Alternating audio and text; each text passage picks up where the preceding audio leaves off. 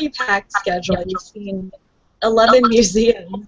Now that you have a pretty good feel for Russian museums and open-air museums, were there any commonalities or differences that surprised you that you weren't expecting that you came across when you were there?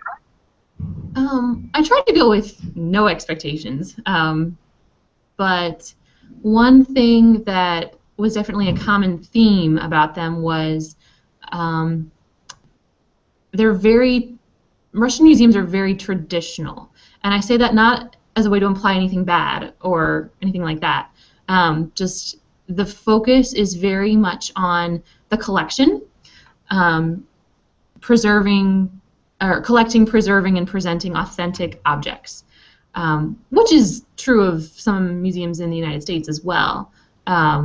It's just different from Conner Prairie, where we're very focused on interactivity and the interpretation.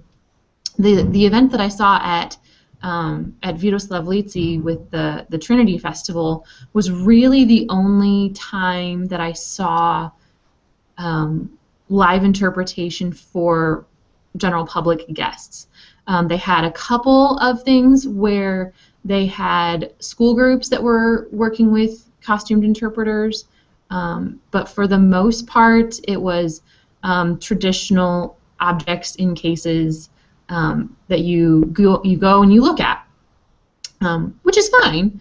It's just different than here.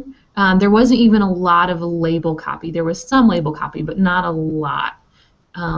So that was interesting. That's actually kind of why Slavlitsi and Semenkovo were particularly interested in having me, I think, because they are interested in doing more of that sort of thing.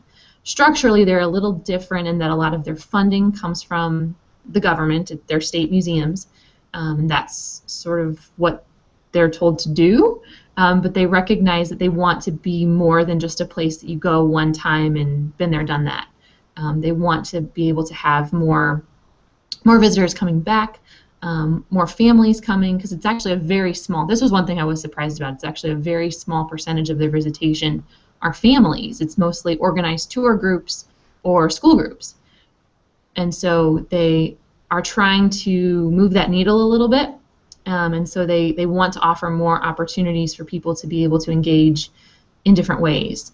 They are, of course, limited because they're required to use authentic objects all the time, and so you can't have the public handling authentic objects in that way because they can become damaged. So they're working on trying to figure out what that middle point is that they're allowed to do, and still preserve and present the authentic things, but still be able to provide interaction as well.